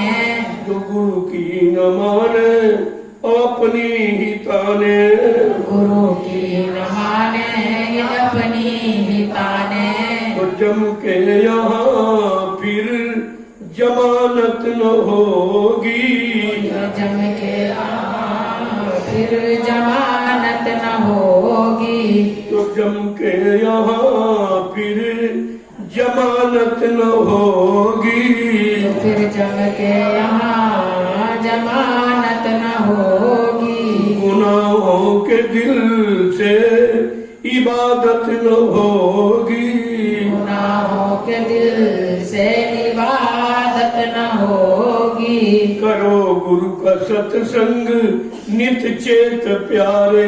करो गुरु का सत्संग नित चेत प्यारे। करो गुरु का सत्संग नित चेत प्यारे। करो गुरु का सत्संग नित चेत प्यारे। कहते गुरु फिर खिलाफत न होगी। कहते गुरु फिर खिलाफत न कहते गुरु फिर खिलाफत न होगी। कहते गुरु फिर खिलाफत न होगी। जब तलक तेरे मन में शराफत न होगी। जब तलक तेरे मन में शराफत न होगी। गुनाहों के दिल से इबादत न होगी। गुनाहों के दिल से इबादत न होगी। प्रेम से बोलो जय गुरुदेव नाम प्रभु का। प्रेम से बोलो जय गुरुदेव नाम प्रभु का। ये है सत्संग, ये है गुरुवाणी, ये है मुर्शिद का कलाम पैगाम जो हर इंसानी जात को सुनना चाहिए। क्योंकि आत्मा और रूह का कल्याण सबका होना है। तुम अपनी भाषा में कुछ भी कह लो, लेकिन वो एक ही आत्मा है। अब हिंदू से जीवात्मा कहते हैं, मुसलमान रूह कहते हैं, मतलब यानी संतों ने उसे सूरत कहा, अंग्रेजों ने उसे सोल कह दिया। भाषा तो बहुत सीखने की चीज है, एक चीज है सूरत, एक चीज है जीवात्मा। उसी के कल्याण के लिए हम सबको मानव तन मिला है। अब उसके कल्याण में तो आप शरीर लगाए नहीं, तुम तो काल माया के सामान को इकट्ठा करने में लगाए जो तुम्हारा है नहीं। पराया सामान इकट्ठा करने से क्या वो तुम्हारा हो जाएगा? क्या वो तुम्हारे साथ जाएगा? ये रोज अनुभव आप परिवार समाजों में करते हो, लेकिन समझ अब भी नहीं आती, 1% समझ नहीं है। अगर समझ जाते तो अब तक आपका काम शुरू हो जाता। यही समझाने के लिए संत महात्मा मुर्शिद कामिल फकीर इस सरजमी पर आते हैं और संपूर्ण इंसानी जात को इंसानियत का, मानवता का संदेश देते हैं। अब आप लोग सेवा करो, क्योंकि आपने सुन लिया ये, इसके अनुसार तो आपका कुछ है ही नहीं, और ना इतना जल्दी हो सकता। मैंने इसीलिए आपके सामने इस बयान किया है कि ये तुम्हारे बस का नहीं है, इसलिए सेवा तो कर ही सकते हो, भजन नहीं कर सकते, मन साथ नहीं दे रहा, तन भी साथ नहीं देता, इंद्रियां भी साथ नहीं देती, और सत्संग आपको याद नहीं रहता, याददाश्त कमजोर हो गई, लेकिन आप परमात्मा की सेवा कर सकते। अगर वो सेवा करके दोनों का लाभ मिल जाए, सत्संग का लाभ मिल जाए, भजन का लाभ मिल जाए, तो इससे सरल और क्या हो सकता? अब इससे सरल संत महापुरुषों के पास कोई और चीज नहीं, बिल्कुल सीधा रास्ता। कहा था जब मैं देखूंगा अपने प्रेमियों को कोई कठिनाई, कोई परेशानी होगी तो बहुत सरल कर दूंगा। वो सरल का समय आपका आ गया कि आपको परमात्मा की सेवा मिले। इस सेवा में तुम्हारा कोई निजी स्वार्थ नहीं, इससे सेवा तो आप रात दिन करते हो, परिवार के लिए, बाल बच्चों के लिए, खेती है, दुकान है, दफ्तर है, बिजली, व्यापार, मजदूरी आप रोज ही करते हो, लेकिन तुम्हारे स्वार्थ की सेवा, देश की सेवा वो भी मान सम्मान के लिए करते हो, समाज की सेवा वो भी मान सम्मान के लिए करते हो, लेकिन संतों के दरबार में जो परमार्थी सेवा होती है वो बिल्कुल हर चीज से अलग है। इसमें आपका कोई स्वार्थ नहीं, वो आपकी जमीन है, आपने बनी श्रम परिश्रम से तैयार, मेरा कुछ नहीं है, ये सब आपका। तो कम से कम आप अपने सामान को तो सुरक्षित रखो, अपनी जमीन को तो आप अच्छे तरीके से रखो, लेकिन अभी आप यही नहीं सोचते कि हमारी यही नहीं जान पाए, जबकि आपको मालूम कि आपने सेवा दी है और आपने सेवा की है, तो मेरा उसमें क्या? सेवा आपने दी, सेवा आपने की, मैं तो बीच में खड़ा हो गया हूं कि चलो भाई आपकी सेवाओं का दुरुपयोग न हो, और सेवा कहाँ लगाओ या कहाँ करो जिससे आपका परमात्मा बन जाए, बस इतना मैं बीच में काम जरूर आपका करता हूँ। जब आपका काम करता हूँ तो आपकी एक रोटी खाता हूँ, आपके दिए कपड़े पहनता हूँ, यह सब आपका दिया हुआ है। जब आपकी दी रोटी खाता हूँ, आपके दिए कपड़े पहनता हूँ, तो आपका काम करता हूँ, इसमें कौन बड़ी बात? सभी लोग करते, इसलिए मैं आपका ही काम करता हूँ कि जितनी जल्दी हो जाए और आसान तरीके से हो जाए, क्योंकि कलयुग का जीव मेहनत परिश्रम नहीं कर सकता, ईमानदारी से जीवन व्यतीत नहीं कर सकता। काल का इतना जबरदस्त घेरा है कि वो आपको सच्चाई ईमानदारी में रहने नहीं देना चाहते। इसके लिए महापुरुषों ने कहा यही तपस्या है कलयुग में, सच्चे ईमानदार त्यागी तपस्वी चरित्रमान मुश्किल से रोटी पाएंगे, इतना खराब समय आ गया है। ये तपस्या है, इस तपस्या में जो खराब करेगा वो मालिक को प्राप्त कर देगा। देखो घर की तपस्या वन जंगल गुफाओं की नहीं है, घर की, समाज की है, देश की, परिवार की। इसी में तपस्या कर लो, तप अस्या, आशाएं, इच्छाएं, कामनाएं, वासनाओं को तपा माने जला देना ही तपस्या है। कोई कमरा गुफा में छिपके बैठना ये तपस्या नहीं है।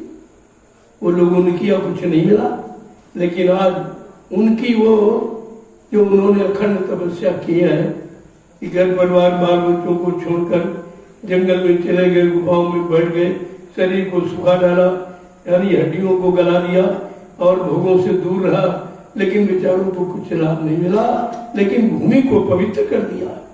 आज उस पवित्र भूमि का लाभ मिलने का समय आ गया है, इसलिए मैंने 88,000 ऋषियों की तपोभूमि नैमिषारण्य का मैंने चुनाव किया है। वो पूछते हैं कि मथुरा में आश्रम था तो आपने यहाँ क्यों बनवा दिया?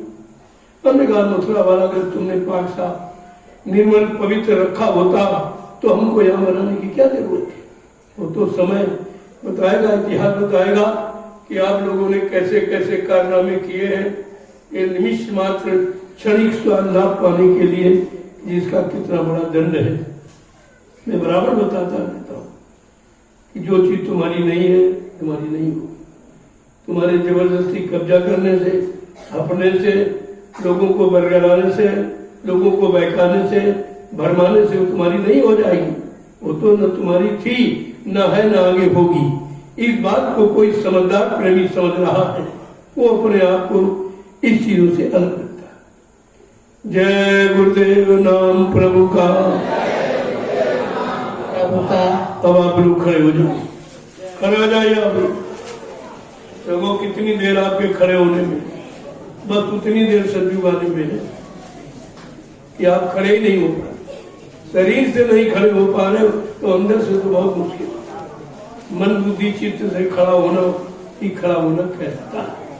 इसलिए एक अच्छे सच्चे ईमानदार चरित्रवान समाज की स्थापना के लिए अब आप खड़े हो जाओ। ये मेरी प्रार्थना देशवासियों से, सभी मजहब धर्म के लोगों से है, सभी राजनीतिक लोग और धार्मिक लोगों से मेरी प्रार्थना है।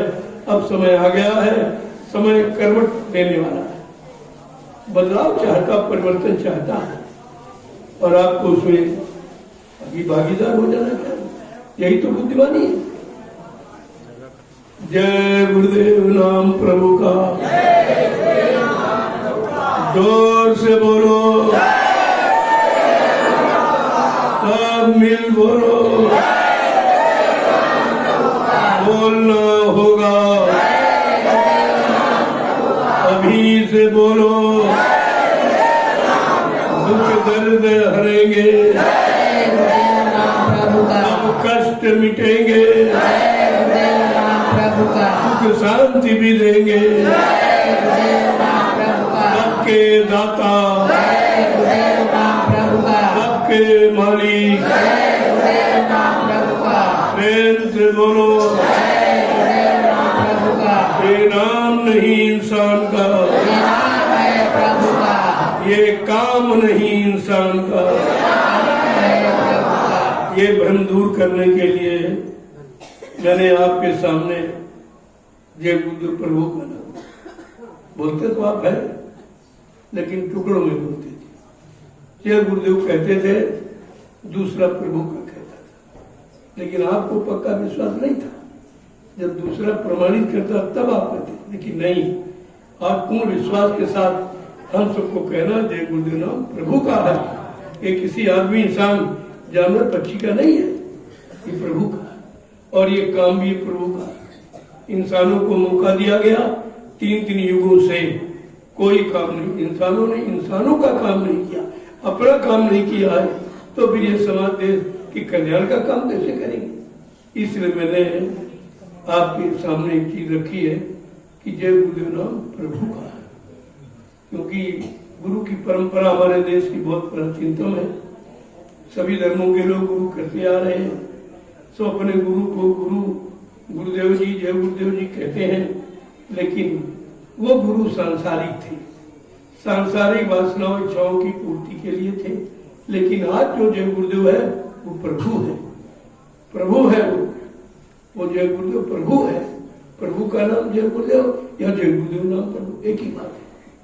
इसको थोड़ा सा मिला दिया गया ताकि आपको स्पष्ट हो जाए कि प्रभु के नाम में कोई शंका नहीं। जय गुरुदेव नाम कोई इंसान का, पशु पक्षी का नहीं है, वो है भगवान का, प्रभु का, परमात्मा का। इसे सिद्ध करने के लिए, विश्वास लाने के लिए मैंने इसको एक में जोड़ के गुरु पूर्णिमा से ये मैंने उच्चारण किया है कि जय गुरुदेव नाम प्रभु का है। इसमें कोई शंका, कोई संदेह नहीं है। ये किसी आदमी, इंसान, कोई दाढ़ी बाल लाल पीले कपड़े पहनने वाले का नहीं है, इसलिए हमने ये आपके सामने रखा। जय गुरुदेव नाम प्रभु का।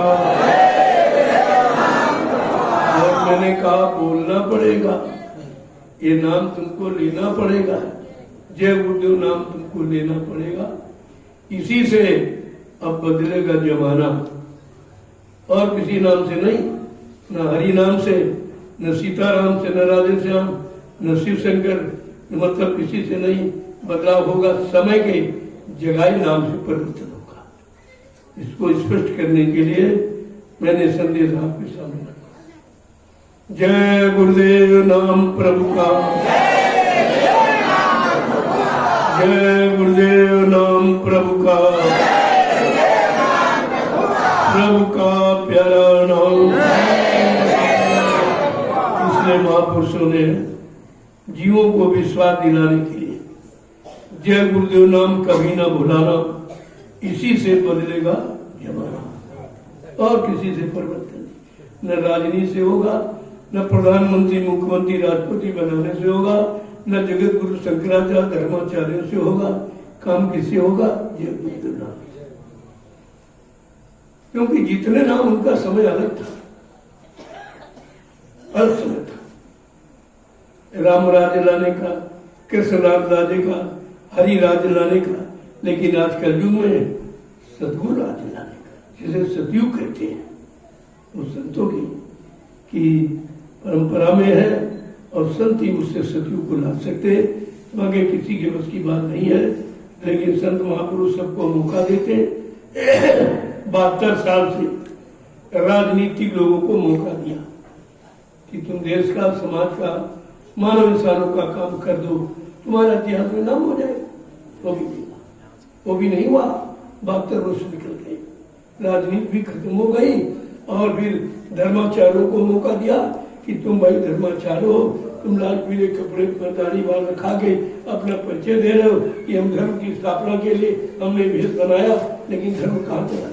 धर्म की जगह धर्म बढ़ गया, पुण्य की जगह पाप बढ़ गया, और सत्य की जगह झूठ बढ़ गया। देखिए ये हुआ। मानवता की जगह दानवता आ गई, रहम दया की जगह हिंसा मार काट आ गया, सब उल्टा हो गया। इसलिए अब वो समय निकल गया, अब परिवर्तन का वक्त है, परिवर्तन होगा, इसे कोई माई कला रोक नहीं सकता। हर का समय निश्चित, वो सतयुग आने की तारीख निश्चित है। पहले भी आपसे बताया गया, आप भी आपको याद दिला रहा हूं, कहा था कि सतयुग आने का समय निश्चित है, और वो जब आएगा तो कहा मैं तुमको बता दूंगा, उसकी तारीख बता दूंगा, उसका दिन तिथि मैं मुहूर्त सब बताऊंगा, लेकिन अभी नहीं। अभी तो गंदगी तो हटने दो, बगैर गंदगी जाओ तुम नहीं बैठोगे तो सज्जू कैसे बैठ जाएगा? उसको भी सफाई चाहिए, उसको मर्यादा चाहिए, शिष्टाचार चाहिए, उसको नैतिकता चाहिए, निर्मलता चाहिए, चरित्रता चाहिए, पवित्रता चाहिए, तब वो बैठेगा सतयुग। ऐसे थोड़ी बैठ जाएगा। जय गुरुदेव नाम प्रभु का। जब प्रेमी दो सेवक दो लाभ उठा रहे, सेवा भी कर रहे और सत्संग से, और आपको एक ही लाभ मिला सकते, उसमें भी तमाम पीछे सोने लगे थे, तमाम को नींद आ रही, क्योंकि वचन तुम्हारे मन को बर्दाश्त नहीं, बड़े कठोर वचन है ये। संत वचन बड़े कठिन है, एकदम मन पर प्रहार करते हैं, मन को भोगों से अलग कर रहे कि लिए कहते हैं, और मन बेचारा अलग होना नहीं चाहता। कहीं नींद आ रही है, कहीं कहीं भाग गया, इधर उधर ही बातें सोचने लगा, सत्संग को भूल जाता है। ये भी काल माया का दांव ही है जो तुमको भ्रमित कर रहा है। लेकिन जब निरंतर आवाज तुम्हारे कान में डाली जाएगी तो तुम कैसे नहीं बदलोगे? और नहीं तो जब नहीं मानोगे तो ये चार्ज कुदरत को दे दिया जाएगा। कुदरत तो सेकंडों में मानाना जानती। बाबा जी ने पहले भी कहा था, अभी तो महात्मा समझा रहे, सुना रहे, माफी भी दिला रहे। अगर तुमने उनकी बात न मानी, उनके वचनों पर विश्वास न किया, तो पीछे कुदरत खड़ी है, अपने एक डंडे लपड़ थप्पड़ में 20 करोड़ का वाला ने सेकंडों में कर दिया। उसको देर नहीं लगे, प्रलय में कोई समय थोड़ी लगता। अब अगर समझ में आ जाए तो अच्छी बात है, नहीं तुम ये नहीं कह सकते हो कोई कहने वाला नहीं था। महाभारत में किसी ने नहीं कहा ये अधर्म है, ये पाप है, ये हिंसा हत्या है, एक छोटे से जमीन के टुकड़े को पाने के लिए, लेकिन कोई नहीं माना था। सिर्फ एक महात्मा विदुर, उन्होंने कहा ये महात्माओं का काम है, वही कहते हैं वही करते हैं, वही सबको याद दिलाते। मान जाओ तो अच्छी बात है, नहीं तुम्हारा काम नहीं। जय गुरुदेव नाम प्रभु का। देखो सांसारिक दृष्टिकोण से ये दिवाली नकली है, कोई आज बोला कोई कल कोई परसों, ये बड़े बड़े तो, लेकिन असली दिवाली सदा दिवाली संत घर हरदम रहे त्योहार। परम प्रकाश रूप दिन राती न चाहिए गिर दिया होता। वहां घी तेल बत्ती चिराग की आवश्यकता नहीं है, वो परम प्रकाश है, वो अखंड प्रकाश है, कभी मिटता नहीं, घटता बढ़ता नहीं, एक समान रहता है। उसी प्रकाश को पाने के लिए ये उदाहरण के रूप में ये चिराग रखे गए। रोज एक चिराग से काम चलता, आज हजारों चिराग जला रहे। ये क्या है? क्या हजारों चिराग का मतलब ज्यादा उजाला, फिर भी उसकी उपमा में नहीं है। ये जो परम प्रकाश आपके अंदर हो रहा है, जो जीवात्मा का प्रकाश उजाला है, उससे यहाँ कुछ नहीं, लेकिन समझाने के लिए उदाहरण के रूप में ये रखा गया है कि जैसे ज्यादा चिराग जल जाए तो उजेला बढ़ जाता है, ऐसे तुम्हारे अंदर में परम प्रकाश है। और चिराग कौन? नाम रूप धर, नाम दीप धर देह, देह देहरी द्वार, गोस्वामी भीतर बाहरे जो चाह सोचा। जिसने नाम चिराग को ये देरी, ये दोनों आंखों के मध्य भाग, ये देरी, मध्य भाग को देरी कहते। यहाँ पर जिसने नाम को रखना, चिराग को रखना सीख लिया या वहां पर जाना शुरू कर दिया, वो उस परम प्रकाश का दर्शन पाएगा, अन्यथा वो दर्शन बड़ा मुश्किल है। लेकिन ये रोज हर बरस याद दिलाया जाता, हर बरस मनाया जाता है, लेकिन समझ में किसी में नहीं आ रहा। वो बनाया बिगाड़ा, बिगाड़ा बनाया, बिगाड़ा बनाया, इसके अलावा कोई काम नहीं आता।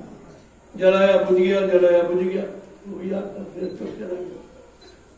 समझना ये है जो हमारे अंदर जल रहा अनवरत, कभी जलाने की आवश्यकता नहीं है। कोई माचिस, कोई तेल, कोई बत्ती की आवश्यकता है ही नहीं। हम उसकी तरफ क्यों न चले? तो यहाँ सीख ले, उधर प्राप्त कर ले, दोनों चीज। लेकिन कहा कि कौन सीख पाए? तब मर मर के चले जा रहे, मनाते चले जा रहे। अरे पर्व मनाना, इसको मनाना जो जानता हो, जो जानता है उसको मनाओ, खुश कर लो, तो तुम्हारा त्योहार मना देगा, तुम्हारा भी मना देगा। तुम्हारी जीवात्मा जो परम प्रकाश से की है, परम प्रकाश देश पहुंचा देगा वो। लेकिन मनाने का मतलब खाना पीना नहीं है, मनाना मतलब किसी को खुश करना। उसको खुश करो जिसको ये जीवात्मा का रात माना, उन्हीं को संत महापुरुष कहते हैं। जय गुरुदेव नाम प्रभु का। अब आप लोग प्रसाद देखो, उनको भी दूंगा जो सेवा करें, उनको ज्यादा देता, वो परिश्रम। सत्संग भी सुनते हैं और परिश्रम। आप केवल सत्संग सुन रहे हो, उसमें भी इधर उधर मन भाग, लेकिन सेवा वालों का मन कहीं नहीं जाता। सेवा एक ऐसा है रास्ता संतों ने निकाला है हम सब कलयुग के कमजोर जीवों के लिए, जिसमें मन कहीं नहीं जाता। भजन करते हो तो नींद आ जाती, सत्संग सुनते हो तो नींद आती, लेकिन सेवा करने में नींद नहीं आती, वहां नींद नहीं जा सकती। एक काल का दांव सेवा में फेल हो जाता। इसीलिए संत महापुरुषों ने जीवों को अतिरिक्त लाभ देने के लिए परमात्मा की संधान सेवा रखी। इसमें तुम्हारा मन एकाग्र। तो मैंने संख्या निर्धारित कर देता हूँ कि आपको 30 डेलिया या 50 डेलिया जाना, तो आप बिल्कुल केंद्रित हो जाए। अगर कोई बात करता अरे चुप रहो तो भूल जाएगी गिनती, वो तुम्हारी सुनना भी नहीं चाहता, किसी तरफ देखना भी नहीं चाहता। एकाग्रता और तटस्थता लाने में ये परमात्मा की सेवा कितनी सहायक है। ऐसा थोड़ी कर दिया और आप मिट्टी की समझते हो, मिट्टी डालना, दलिया ढो रहा, अरे वो दलिया नहीं ढो रहा, वो अपने कर्म ढो रहा है।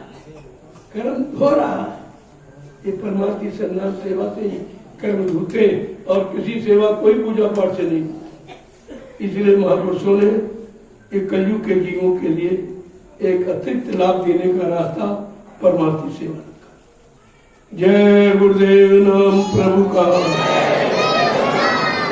इसलिए आज आए हो पावन पुण्य तिथि पर कुछ न कुछ सेवा जरूर करो। यही तुम्हारे साथ है और तो कुछ है। सत्संग जो भी निकलोगे बोल जाओगे मैंने क्या देखा, नहीं याद रहेगा क्योंकि याददाश्त बहुत कम है। लेकिन सेवा याद रहेगी। जब कभी आओगे तो याद रहेगा। जैसे ये सत्संग एक प्रेमी के द्वारा बनाया, मौजूद है मिश्रा जी यही है। उन्होंने अपनी गाड़ी कमाई सत्संग स्थल लगा। कितना अच्छी सेवा को चुनाव किया कि करोड़ों लोग इससे लाभ उठाएंगे। और आज भी लाखों लाख लोग सुन रहे हैं। इसी जगह का तो महत्व है। इसलिए सेवा को चुनाव करना चाहिए कि कौन सी सेवा कहां पर किस तरह लगाएं जिससे लाखों लोग लाभ उठाएं। आपका तो लाभ है ही, लेकिन लाखों लोगों को लाभ मिल रहा है। जब तक ये रहेगा स्थान तब तक लोगों को लाभ मिलेगा। और वो लाभ तुम्हारे खाते में होगा क्योंकि व्यवस्था तुम्हारे धन के द्वारा बनी। तो धन का भी लगाना समझना चाहिए। ऐसे नहीं किसी को सड़क पर जा रहा शराबी आपने पैसा फेंक दिए, ले जाओ दान दे रहे दान। अरे दान सोच समझ के, कम से कम तुम्हारा धन सही उपयोग करने वाला भी तो होना चाहिए। अगर वो पुण्य में लगाएगा तो आपको पुण्य का लाभ मिलेगा। अगर पाप में खर्च कर देगा तो पाप के भागीदार आप बनेंगे। इसलिए कहा है सेवा आंख खोल के, आंख बंद करके नहीं। जब आप मथुरा जाते थे तो आंख खोल के सेवा गुरु के हाथ में पकड़ा। तो गुरु क्या कहते, तुम्हारी सेवा से मैं तुम्हारा परमात्मा बना दूंगा, तुम्हारी जीवात्मा को जगाकर परमात्मा से मिला दूंगा। क्या जिनको सेवा दे रहे हो वो ऐसा कोई वादा कर रहा है? इस पर भी विचार कीजिए। आप सेवाएं तो आप देते हो और दे रहे हो, मैं उसके लिए मना नहीं करता, न कोई निंदा आलोचना बुराई करता हूँ, लेकिन सेवा आंख खोल के देनी चाहिए। मैंने तो किसी से मांगी नहीं। आप जो प्रेमी श्रद्धा सेवा भाव से दे रहा आपके सामने लगी सब। ये जमीन देख लीजिए, ये व्यवस्था देख लीजिए, एक एक पाई आपकी लगी वही सामने है। तो मेरा देख लो, मेरे पास कोई जमीन, एक इंच जमीन मेरे नाम नहीं है, एक पैसा भी कोई बैंक बैलेंस नहीं। मैं जैसा बैठा हूँ वो सिथा ही। ये भी आपका, ये कपड़े आप देते हो तो पहनता हूँ, एक रोटी 24 घंटे में देता हूँ, वो आपकी जीविका, वो आपके काम में लगा हूँ। हमें क्या चाहिए? इसलिए मेरा नहीं है, ये आपका है, ये संगत का है, ये गुरु का है, ये किसी का नहीं। इस बात को हमेशा ध्यान में रखिए आप। तो कम से कम आपको विचार करना चाहिए कि सेवा देने का कोई लाभ है कि नहीं है, कि ऐसे आप फेंक। मैं इसीलिए बार बार कहता हूँ कि मथुरा की को बराबर याद रखो कि जब हाथ में सेवा देते थे तब आपको क्या कहा गया था कि जो सेवा दे रहा है उसको आंख खोल के देखना चाहिए कि हमारी सेवा का प्रयोग कहाँ हो रहा। आप अभी तक जितनी सेवा गई कुछ दिखाई दे रहा, मथुरा की जगह और कम हो गई, बजाय बढ़ाने के कम हो गई। जो बामन फैक्ट्री जो आश्रम की है और उस पर कब्जा था, लेकिन जैसे ही लोगों ने भ्रामक प्रचार कर दिया कि बाबा जी से ही छोड़ के चले गए, सरकार ने घेर लिया, कब्जा कर दिया। तमाम लोगों ने सत्संग स्थल जो बना उसमें दान दिया था। जब इन्होंने कहा बाबा जी मर गए, कहा भाई हमने तुमको नहीं दी थी और तो वहां हमारी वापस करी, वो भी 8-10 एकड़ जमीन निकल गई। कहाँ कुछ हुआ और फिर भी सेवा सेवा सेवा सेवा तुम्हारी समझ नहीं आता। अरे सेवा को इकट्ठा रखो, जब कोई अच्छा काम हो तो आप दे दीजिए, जहाँ अच्छा हो रहा हो वहां दे दीजिए। मैं तो नहीं कहता मुझे दे दीजिए, मैंने कभी नहीं कहा, न कभी कहूंगा, क्योंकि ये तो काम का विषय है। अगर काम दिखाई दे रहा तो आप करिए, काम नहीं दिखाई मत, कभी मत। और मथुरा का एक आश्रम छूटा, मैंने 6 आश्रमों का निर्माण, जहाँ एक छोटी सी संगत। मैंने जब 28 मई 2012 को ये अभियान जारी किया गुरु की सच्चाई का, तो मेरे पास एक भी आदमी नहीं, सिर्फ अकेला मैं दौड़ता रहा 3-4 वर्ष तक। ऐसे धीरे धीरे धीरे जब गुरु वचनों को प्रेमियों ने सुना तो उनके अंदर कुछ जागरूकता हुई कि ये तो वचन मथुरा में सुनाए गए, और तो कोई ये कहता नहीं है। और सब कहते बाबा जी मर गए, ये कहते नहीं भाई महापुरुष कैसे मर जाएगा, अभी जो वादा किया वो तो पूरे नहीं हुआ, जो वचन कहे वो भी नहीं, जो शपथ कसम खाई थी मैं सत्य ला के दम देंगे ये तुम्हें बताए देते हैं, वो सब कहाँ चला गया। जब लोगों को बच्चों की याद कराई धीरे धीरे धीरे ये फुलवारी याद, अभी तो कुछ नहीं है। बड़े बड़े कार्यक्रम में आई आप 3-3, 4-4 लाख की भीड़ होती, आज भी तो मैंने 10 लाख जगा दिए, 10 लाख प्रेमियों का जमघट मेरे, लेकिन मैं अभी कुछ उसके बारे में कहता नहीं क्योंकि उसकी जरूरत नहीं है। जिसकी जरूरत है वो काम मैं आपके सामने कर रहा हूँ और आपको उसमें भागीदार बना के शामिल करिए, जो भी करना है।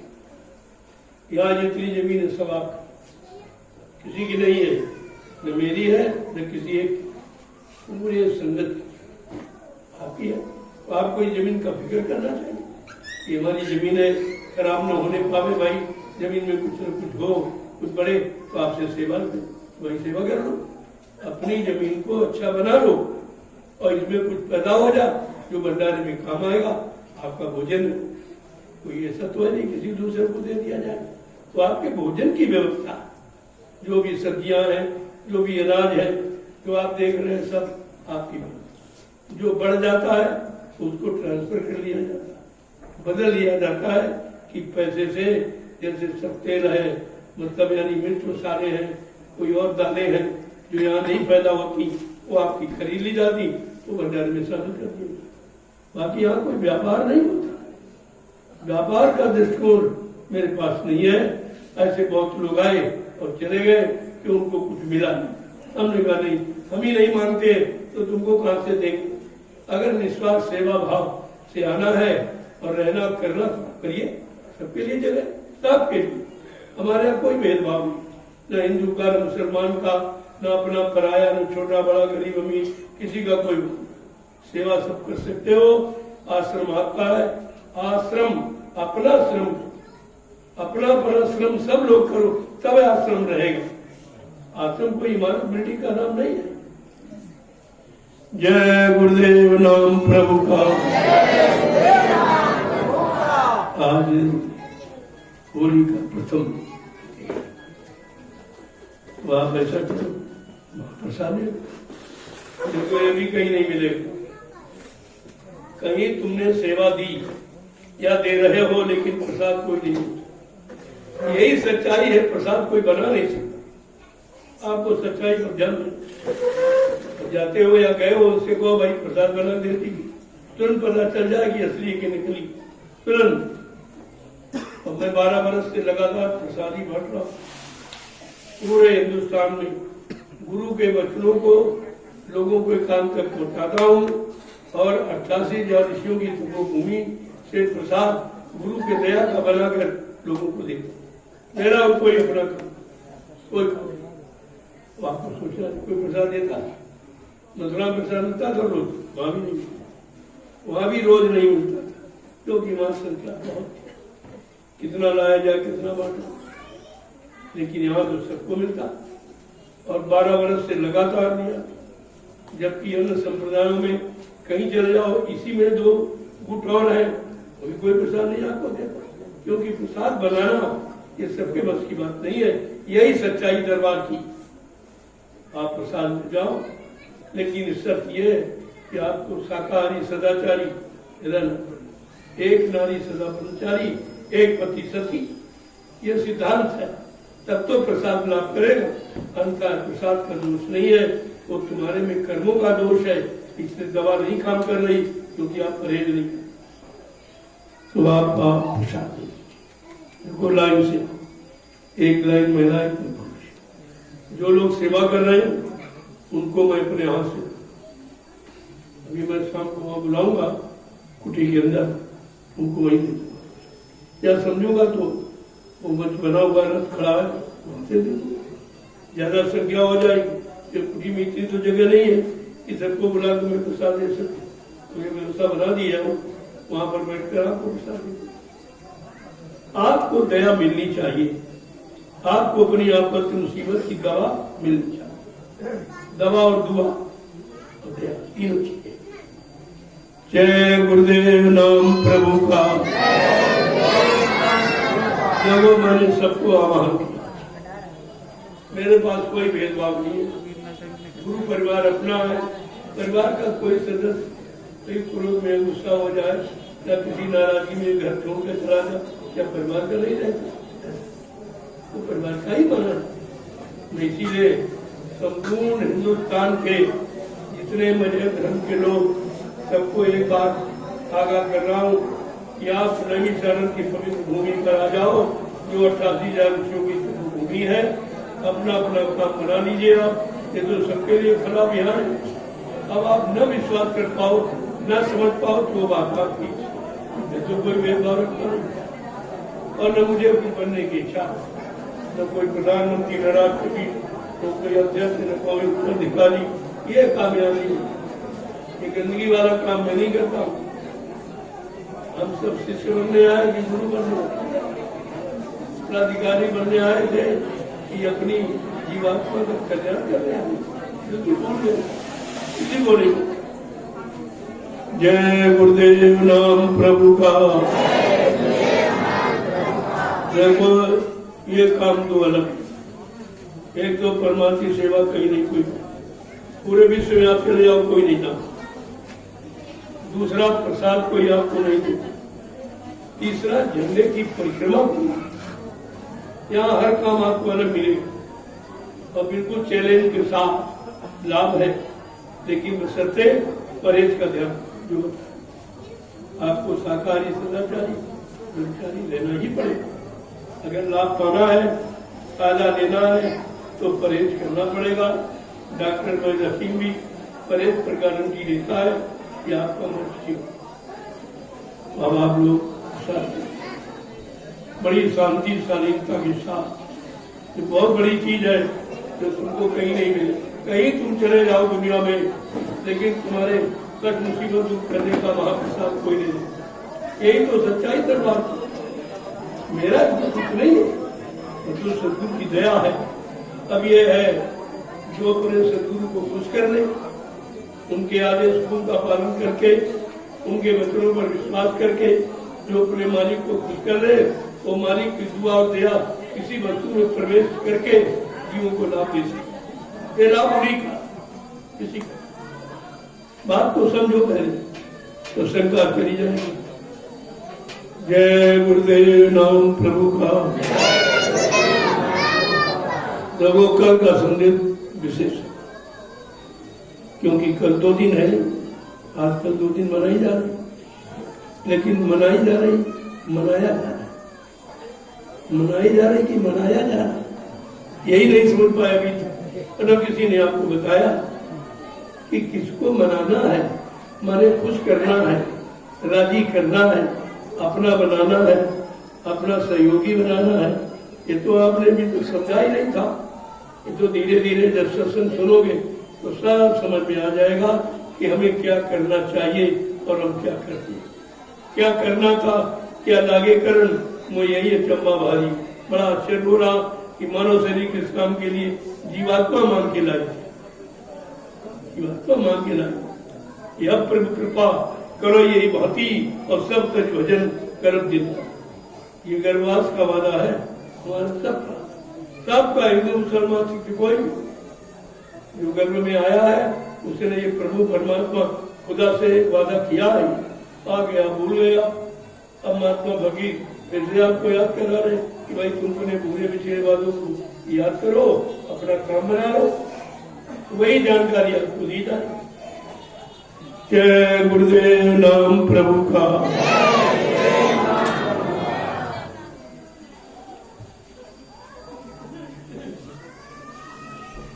देखो सफाई का विषय जाने, क्योंकि जैसे तुम्हारा घर ऐसे अपना इस पर विषय, और इसको पाक साफ रखना हमारा आप सबका कर्तव्य है। सबका कर्तव्य एक नहीं। सब लोग इस बात का ध्यान रखोगे तो इसकी महिमा गिरो गिरो बनी है, क्योंकि आगे का समय बहुत कठिन है। एक न एक दिन सबको आना पड़ेगा। तब तक आप इसको ऐसा बना दो कि लोग आए तो उनको लाभ मिल जाए, लेकिन लाभ उनको नहीं तुमको मिलेगा। जिस व्यवस्था इसके द्वारा बनी है उस व्यवस्था से जितने लाख करोड़ लोग लाभ उठाएंगे वो लाभ व्यवस्था बनाने के ऊपर उसको मिलेगा। असली लाभ पाने के अधिकारी आप हैं, जो आपने जमीन बनाई है, आपने इसको समतल बनाना, यानी धन की सेवा, मन की सेवा, तन की सेवा, समय की सेवा, सब कुछ आपने किया। ऐसा नहीं है, इसी का नाम तो इतिहास है। और इतिहास क्या?